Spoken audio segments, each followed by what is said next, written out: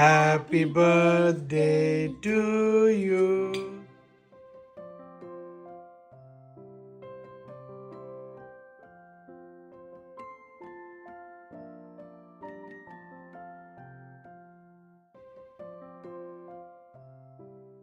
Hello friends and welcome back to my channel.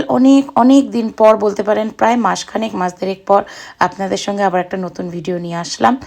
নানা রকম কারণ ছিল, সেই জন্য ভিডিও ছাড়তে পারিনি। তো এই ভিডিওটা হচ্ছে আমার জন্মদিনের, এবছরের শুরুতেই আমার জন্মদিন। সো সেই জন্মদিনটা আমি কিভাবে আমারটা কাটিয়েছি দিনটা, সেটাই আপনাদের সঙ্গে শেয়ার করছি। সকালে আমরা চলে গেছিলাম আমাদেরই বাড়ির সামনে, খুব কাছাকাছি লক্ষ্মীনারায়ণ টেম্পল বলে, লক্ষ্মীনারায়ণ টেম্পল, সব ঠাকুরই আছে ওখানে। সো ওই মন্দিরটা আমরা চলে গেছিলাম, গিয়ে একটুখানি ঠাকুর পুজো করলাম, আশীর্বাদ নিলাম। আর মেয়েকে দেখুন, ওখানে গিয়ে ওর কথা হচ্ছে আমাকে ছেড়ে দাও, আমি ছুটবো। বাট ওখানে চারিদিকে এত লোক আর এত জিনিসপত্র, ছেড়ে দেওয়াটা সত্যিই খুব বিপজ্জনক। তাই আমরা ওখানে পুজো টুজো সেরে নিলাম, নিয়ে তারপর চলে গেলাম লাঞ্চ করতে।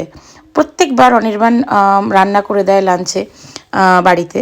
তো এবার আমরা বললাম চলো একটু রেস্টুরেন্টে যাই। আর আমার খুব ইচ্ছা হলো একটু ভেজ খেতে। জানি খুব অস্বাভাবিক ব্যাপার বাঙালির জন্য জন্মদিনে দুপুরবেলা ভেজ খাওয়া, but yes, I have selected. আমরা ম্যাড্রাস ফ্লেভারে গিয়ে যার আমি একটু থালি নিয়েছিলাম, ওরা সব ধোসা ইডলি সব খেলো। সো ইয়া, একটু ডিফারেন্ট ফিলিং হলো, কিন্তু আমার কিন্তু মন্দ লাগেনি, খুব এনজয় করেছি। আর দেখুন, অনির্বাণ আমার জন্য চকলেট পায়েস বানিয়ে রেখেছিল, যাতে পরে আমি খেতে পারি। সো আমার খুব ভালো লেগেছিলো, পায়েসটা একটু ডিফারেন্ট। আর একটা ভিডিও আগে শেয়ার করতে ভুলে গেছি, এটা হচ্ছে আগের দিন রাত্রিবেলা 12টার ভিডিওটা, যেটা হচ্ছে আমরা সবসময় আজকাল এটা নতুন শুরু করেছি, একটা মিনি কেক পাওয়া যায় আমাদের এখানে অ্যাজডাতে। তো ওটা কিনে এনে সে ছেলের বার্থডে হোক, মেয়ের হোক, গোর্কির হোক কি আমার হোক, আমরা নিয়ে এসে ওটা রাত্রিবেলা কেটে একটু সেলিব্রেট করি। তারপর পরের দিন আবার কেক নিজেদের মতো আসে, যেটা মানে সবার সঙ্গে শেয়ার করি। তো অতনু এসে গেছিলো আগের দিনই, খুব মজা হচ্ছিল। কথা তো আমরা সবসময় আমরা চিন্তাই করেছিলাম এবার জাস্ট ফ্যামিলি সেলিব্রেট করবো বার্থডেটা আমার। তো Atanu is kind of family now. So ও এসছে, আমার খুব মজা হলো, যে বললো তোর জন্মদিন আমরা সেলিব্রেট করি। সো ভাল লাগছিল বেশ। কিন্তু দেখুন, সব কিছুর পেছনে ইন্ডিয়ান ক্রিকেট টিমের খেলা চলে যাচ্ছে, সব কিছু সেলিব্রেট হচ্ছে with that thing in the background. We all enjoy cricket, কী বলবেন, তাই না? তো পরের দিন সন্ধেবেলা দেখাই, প্রথমেই আমরা এই পিৎজাটা খেলাম, সেটা হচ্ছে পেপারনি পিৎজা, শর্ট ব্রেড বলে এটাকে। আর কেক চলে আসলো, সন্ধেবেলার কেকটা yummy double chocolate cake. Happy birthday to you. Happy birthday to you.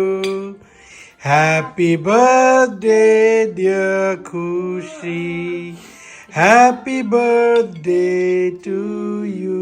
Thank you.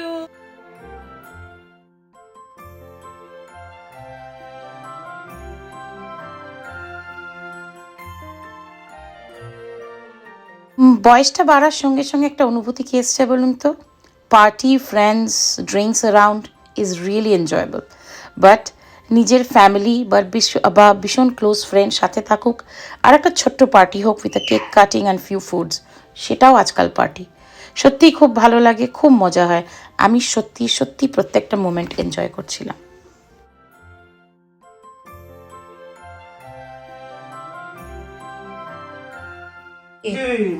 দাঁড়া এক সেকেন্ড, আমাদের শুরু হয়ে গেছে খাওয়া, ক্রিয়েশন। একজন শেফ, একজন what is your? Butler, personal private butler for you. না, ওই সব একদম মিক্সোলজিস্ট অফ ড্রিঙ্ক, নিজেই খাচ্ছে, এরকম দেখতে।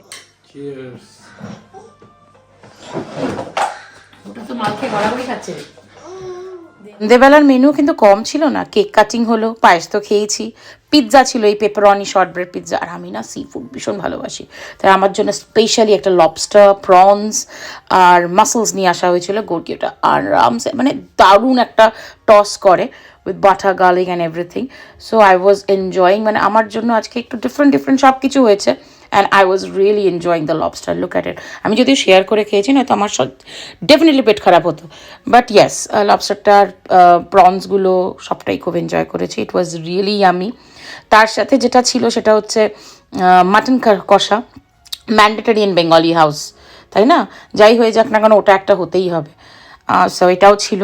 আর এত সুন্দর রাইস তো ছিলই অফকোর্স, আর সেটা দেখালাম না আপনাদের সঙ্গে। আর গেস হোয়াট, মানে শুধু আমার বন্ধু বা আমার পরিবার, আমার হাজব্যান্ড, আমার ছেলে নয়, ভগবানও ঠিক করেছিলাম আমাকে একটা গিফট দেবেন। The gift was snowfall. সেদিনকে first snowfall of the year হয়েছিল। সো ইয়েস, আমি দারুণ দারুণ মজা করেছিলাম। হঠাৎ করে আমার বছর 20 বয়স কমে গেছিলো, ব্যথা বেদনা শরীর থেকে সব চলে গেছিলো। আমি রীতিমতো নাচ করছিলাম। আর নিচটা না পুরো বাগানটা, যেটা আমাদের গার্ডেনটা আছে, পুরো ভরে গেছিলো বরফে। সো আমি শানকে আর রোজকে রেখে গোর্কির কাছে বললাম বারান্দা থেকে তোমরা দেখো, আমি আর অত নিচে যাচ্ছি।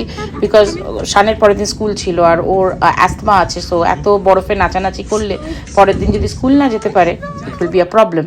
সো আমি কিছুটা স্বার্থপরের মতোই গেলাম, কারণ আমার জন্মদিনটা রোজ আসবে না। সো এটাকে আমি ফুললি এনজয় করতে নিচে চলে গেলাম। অতনুকে এই জন্য নিয়ে গেলাম, একা একা যেতে ভয় লাগছিলো তাই। তো গেলাম, আমি তো খানিকক্ষণ নাচানাচি করলাম, বেচারা ওকেও একটু ক্যামেরায় ধরে দিলাম। যদি ও খুব একটা উত্তেজিত ওরকম ছিল না আমার মতো, আমার উত্তেজনার কোনো লেভেলই ছিল না। তো যাই, প্রচণ্ড প্রচণ্ড আনন্দ হলো। সব কিছু মিলিয়ে যেন একটা অসাধারণ দিন কাটলো, একটু অন্যরকম বাট অসাধারণ দিন।